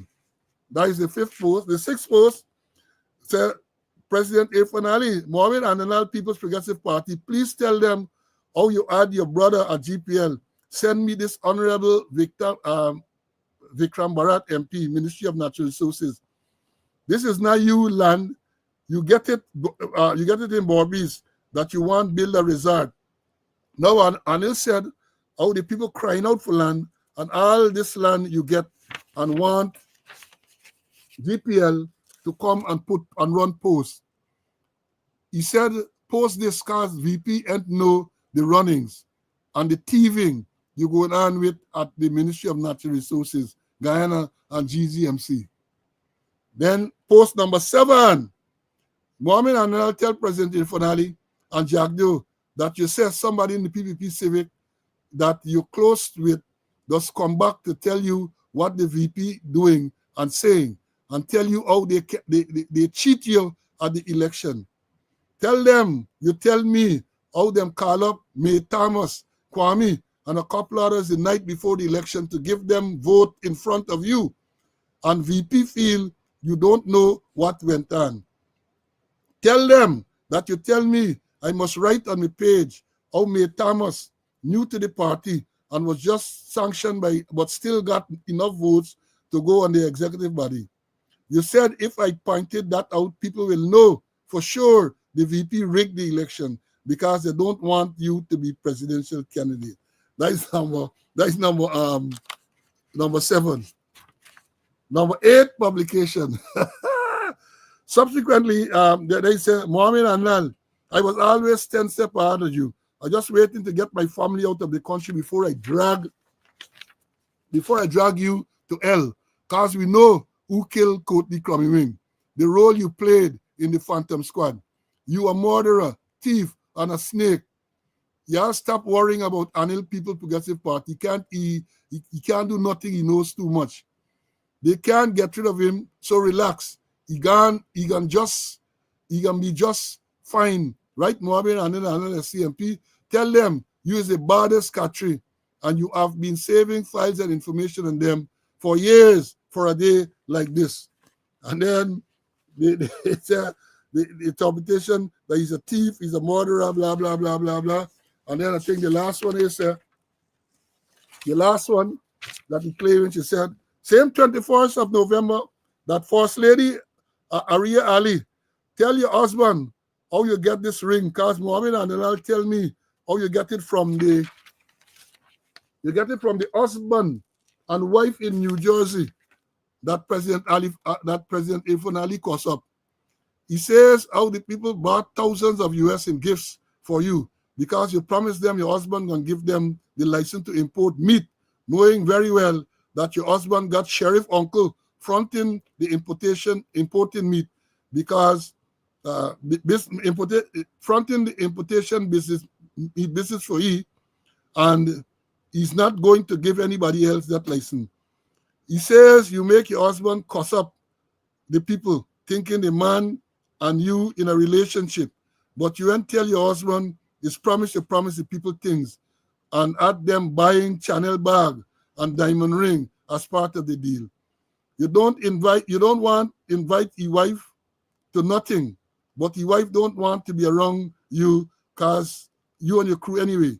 You just tell she stay far away from y'all because y'all evil. Now those are the things that those are the statement in his claim that she made, and he has sued for $100 million. Now a lot of things. One of the things that, let me bring in CC for make CC, and then I'll come back. CC, I read these statements that were allegedly made by Melissa Ann Atwell Melimel, which caused the Attorney General Mohammed Anil Nandal SC to sue her. What is your take on that? Well, I also read them, and it's public knowledge. For me, they're very juicy, and I don't know why Anil really put them on Facebook too, and they're on Facebook. But Mel, I listened to her, and she had responded to those things that Anil put there. So it's interesting what will happen in court, or whether or not there will be legal. Well, she said she's going to defend herself. Whether or not, anything will really come out of them. Because she said she going to defend them, she's going to come to court. She's going to defend them in court. But I don't know whether those things are applicable in the United States, where he's aiming at and where he's saying that he can get people in the States to take legal action against Mary Mel. The whole thing, is I'm trying to find the words to describe them, but there is a lot of legal battle that's going to go on. He has a king's counsel, and I think she said she get people who will represent her. And I listened to her presentation, where she's some very legalistic, if it is the correct word I'm going to use.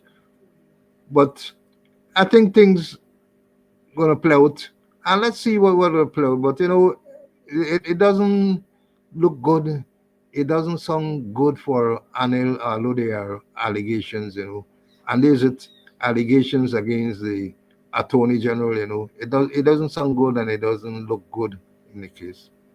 Yeah, it does sound good, but I guess at some stage we gonna know how truthful these things are. Very salacious, very salacious. Somebody said ludicrous. I know, so very salacious. All of these things that going on, scheming, because he according to what she's saying, that he taking his colleague's name with she and getting she to post to expose them and all of that. But his attorneys are Darshan Ramdani, King's Counsel, and Rajendra R. Jaigobin. They are the ones who are representing Mr. Nandlal. So we say King's Counsel, for those of you who don't know, you had Queen's Counsel, but on the death of the Queen, all those who were Queen's Counsel are now King's Counsel. Guyana, you get Senior Counsel. That's what we have. We have Senior Counsels in Guyana, and Nandala is a Senior Counsel. So are others. But when you hear King's Counsel, it's because he wasn't given that position in Guyana. He given that from the king or the queen that made him a Senior King's Counsel. So he was QC, Queen's Counsel. But after the queen died, and you now have a king, so he's now King's Counsel. So a little bit of information there. But see, the sweetest part of this thing for me, well, apart from the salacious nature of the revelation, is the timeline.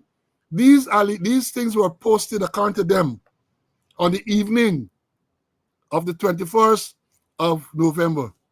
And this body, the next day, this we call breakneck speed. Breakneck speed. These things were filed the very next day, the 22nd day of November. I have never seen or heard of a litigation in the courts that filed so quickly. Allegations made on the night, counted them, started at 6 p.m. on the night of the 24th, 6 p.m. And the next day, the 22nd, lawsuit. And according to this, let me get all the timings.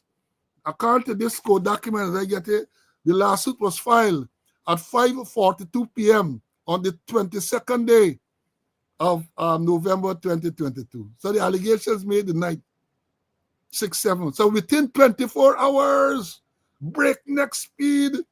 That's what you call breakneck speed. That is what you call breakneck speed, the thing filed. But as CC said, I was surprised, happy, but surprised that they put all of the details in this document. Because this document, I mean, if the document had not been put in if these allegations had not been put in the legal document, I think we would have all been constrained to repeat it. But it come in the legal document, which is now a public document, and therefore we can repeat it. As I said, it says a public document. Those of you who are in Guyana, you can go to the court there and request a copy. I think you pay some small amount of money. You get a copy. You get a copy of this so you can lay back and you can read what is being said. I only see some of the things, but a lot of stuff is being said in this document. All the number of portions of the page are tracked, and all the comment of the page are tracked, and all these type of things are said in this document. Right? All these things, and how she tag the president and she tag all of these people. All of these things are revealed in this document. But I said I was pleasantly surprised. I said pleasantly because had it not been put in the document, then maybe you would not have gotten to, you would not have had the opportunity to see all that was said. Of course, you can go on the Facebook page. I don't know if it is still there, but of course, he's seeking an injunction preventing or from publicizing this or similar documents. And I think he's also asking for the offending publications to be removed. But one lawyer, one very competent lawyer, said that he noted that the defendant here is Melissa Ann Atwell alone. And if this thing, as they claim, was published on Facebook, the respected lawyer said that he thought they would have named Facebook as a defendant as well, so that Facebook can be then asked to pull down these, what they claim are offending posts. But let me see where it will go. In the meanwhile, Melly Mel has dug in. Melly Mel said in the post that Mr. Conway referred to that she's alleging that the judiciary is controlled by Nandalal and the PPP. So she anticipates that he can go to court in Guyana and he can get whatever judgment he seeks. But then she said has been advised by her attorneys that once you get it in Guyana, you got to come to the U.S. federal court to seek to have it implemented. Hear what she's saying. I don't know. It sounds logical, but she's saying that Nandalal will get his judgment in his favor in Guyana, in the courts of Guyana, because she's alleging that they appointing and they're controlling people in the court. So you can get whatever judgment, whether it's the 100 million or some less amount, you can get in Guyana. But in order to enforce it, because she is a U.S. citizen who lives in the U.S., he got to come to the U.S. He has to go to the U.S. to have it enforced in the federal courts. And she said that is where they laugh there, because she maintains that everything she said is true and she has evidence to prove it. She is saying that everything she has said, all of those things that Nandalal alleged that she said, she ain't denying it, but she said she has evidence to prove it. She went on to say that she know and we know that the defense to defamation, that the truth is a defense to defamation. So if you talk the truth and somebody feel hurt by the truth, that is a defense. The truth. All you got to do to prove that what you said is the truth. And since then, the 21st publication that caused this lawsuit, a lot of other things have been said on social media. And I following the thing very closely, following the tech-ups very, very closely, man. Very, very closely. Now, let me I don't know if Mr. Conway have anything else to say on this, but if not, Cece, you got anything else to say on this lawsuit? I'm saying that based on the allegations by Mel, the Attorney General is fighting for his political life. He's fighting for his political. That's why he rush with breakneck speed. Remember, he get ambition to become the president of the Cooperative Republic of Guyana. And I observe him sometimes when you mention about it, you're saying SCMP, and sometimes I'm warning when you pause if there is a vowel left out some way about the place there. And then to put things in Guyanese terms, when you play with the pups, you get bitten by the fleas. When you play with the pups, you get bitten by the fleas.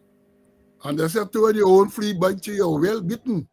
When your own flea bites you, like in the Brutus case, we said your own flea bites you, you are well bitten. You are well bitten. Folks continue to share. We get I got a couple more things to talk about, and of course we got to left back some about the lawsuit.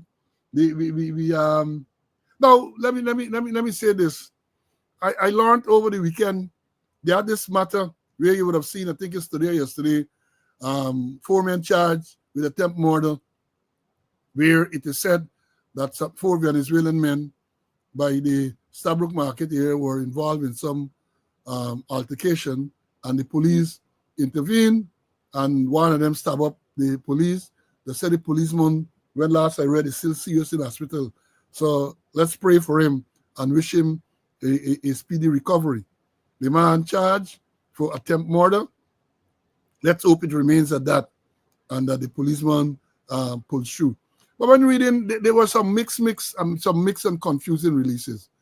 I read one release which said that it was a one police who went there. He saw this thing, he went in, and when they attacked him, he drew his firearm and fired. They said 4 rounds in the air. Then we understand that the men involved were arrested and taken to Rhineville police station, where it was discovered that they are not Venezuelans, they are Guyanese. All kind of thing we hear about this matter.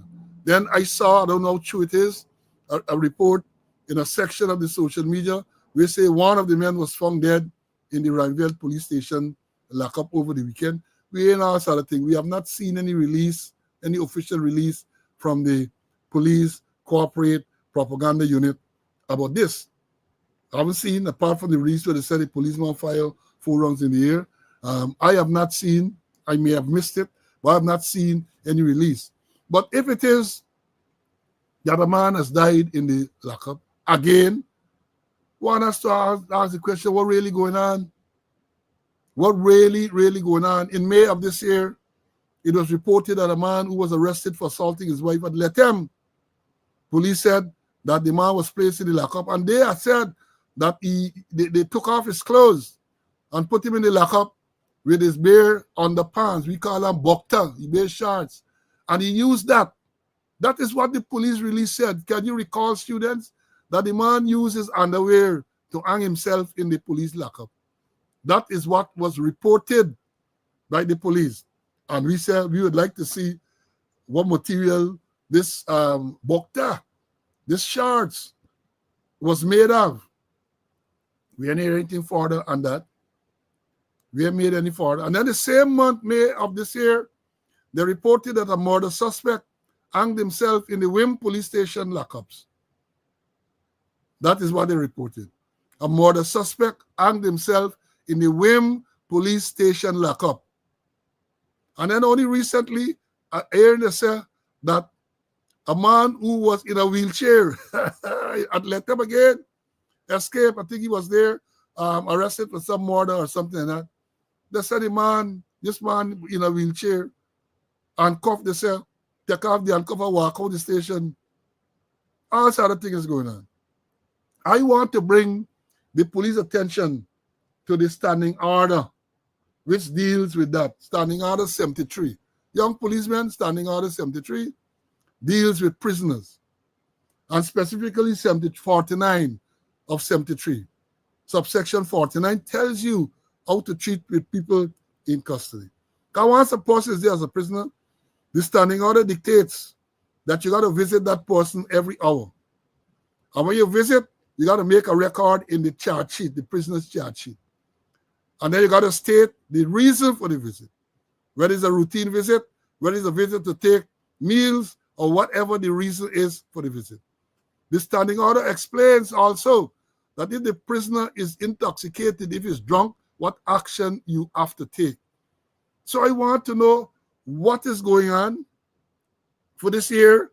People dying, and I'm not sure about the last one at Rhineville, but we had the one at Lethem, we had the one at Wim.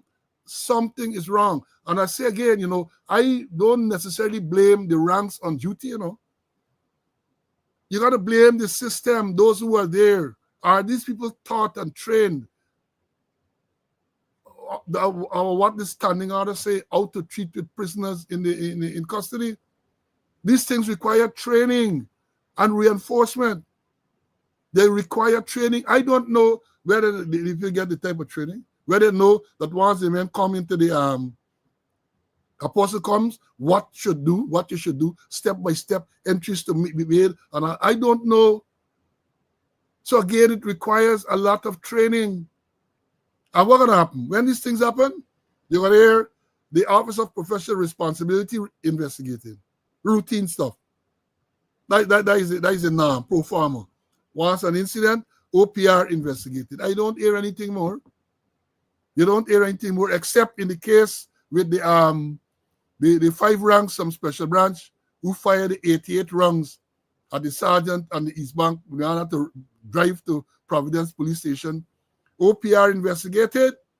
Matter sent to DPP. DPP said, charged departmentally. It is alleged that 4 of them are charged. And one who is the driver of Mr. Watts, they're alleging that Mr. Watts is interfering to prevent him from being charged. Even though the DPP has advised that he be charged, I think the commissioner said, yeah, go ahead and charge. But I understand there is interference in the process. And that, to me, amounts to perverting the course of justice. That's a criminal offense, Mr. Watts. So if you're involved in that, please desist. Please, that's the allegation against you, mind you. That is the allegation. Maybe you will get the corporate communications unit to come out with a statement to deny and to debunk that allegation, that all 5 people are charged and the process is ongoing. But the story is, the allegation is, only 4 of them have been charged, and the 4 that have been charged is kicking up a stink. Because they say 5 of us were involved, why only 4 of us is charged, and this other man is being sheltered? That is what is being said. Let me bring in Mr. Conway. CC, your closing remarks and so on, my brother. Yeah, I see time really going away. But the report with the police and the alleged Venezuelans or people from Whitewater, there are conflicting reports. The first initial one I got is that he was like a lone wolf, operating alone at 1:45 in the Stabrook Market area when he was attacked, alleged that he discharged 4 rounds from his service revolver. And then another report we heard that he and 4 others were on patrol duty. And if he and 4 others, I don't know if they couldn't have come to his assistance. We heard unconfirmed that a man died in the lockups at Romvelt. Don't know how true it is. And then coming back to the death of prisoners in lockups. The one that let him, We heard OPR was investigating, and when you investigate, there are lessons to be learned. Lessons to be learned. And I, as a training man, used to, those lessons. I used to make case studies with them and do training across the divisions in terms of the lessons to be learned, what must be done. And if a man hang himself in a lockup that let them, all them divisions must be aware. And if there are issues and concerns they raise, people should know as part of the training, as part of the briefing, or it will continue. And then I hear three persons under close arrest at Lethem police station after a prisoner who they had handcuffed handcuffed handcuff and he disappear. The whole thing isn't clear in terms of what really happened. But then I'm saying that, and as you mentioned, standing order number 73 about prisoners, how we should deal with prisoners, should be read and explained to them, part of their training. And the incidents that happened, the non-incidents where persons committed suicide, there are lessons to be learned. There are points that must be embedded in the minds of the police there. And let me make another plea. I'm making a plea now for the police ranks, the trainees, the Amerindian trainees and others who are sent or who are at adventure doing the training, but they're now performing duties, Christmas policing in New Amsterdam. And they're saying, and this is not allegation, that they had to purchase footwear from a corporal at Ivlery. They had to pay $7,000 for a corporal at Ivlery for their footwear. There's it. They have to buy footwear. Perhaps the quartermaster only must get toilet paper and salt and other things, or perhaps the things were ordered and they said they were sent to the quartermaster, but then they might arrive that the quartermaster and get boots, that the police got to buy boots from a corporal for $7,000. I'm asking that they refund the money to those ranks there, and know the name of the corporal and know the ranks them who have to pay. They should refund them their money and deal with the corporal. That's how things start, at small scale, and then they slide down the slippery slope of corruption. A small scale, the things that the corporal selling them boots, when the police are supposed to give them boots freely, free boots. But maybe there's one that they're going to brush under the carpet. But saying the Amerindian and other police trainees who are in training at adventure and are presently performing duties. I saw them several times at New Amsterdam Christmas policing, had to buy their own boots to wear, and at $7,000 from a police corporal who's fronting from a senior person, who's fronting for a senior person, that they should be refunded their money and the matter supposed to be dealt with properly. Deal with the corporal and deal with the senior person who is fronting for.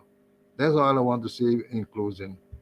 Yeah, thank you, my brother. Thank you. People reminded me that I had promised to give them the therapy some time ago, and somehow I had stopped. So therapy today, here it goes. Sit there and fabricate that. Unless you say who the person is, I can't comment on anonymous people. Okay, well, let's talk about specific individuals. What is your relationship with Mr. Su Jurong?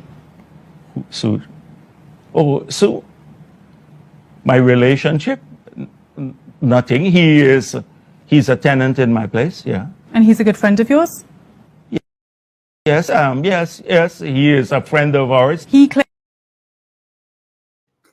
Su, somebody reminded me, someone, Skipper, you got to make sure we get a little therapy when the day come. Now, in closing, let me say this. Let me say this. Again, no one of the students that said, we talking a lot about booters. I will continue to talk about it. Again, I'm warning them because, yesterday somebody said something to me that I did not consider before.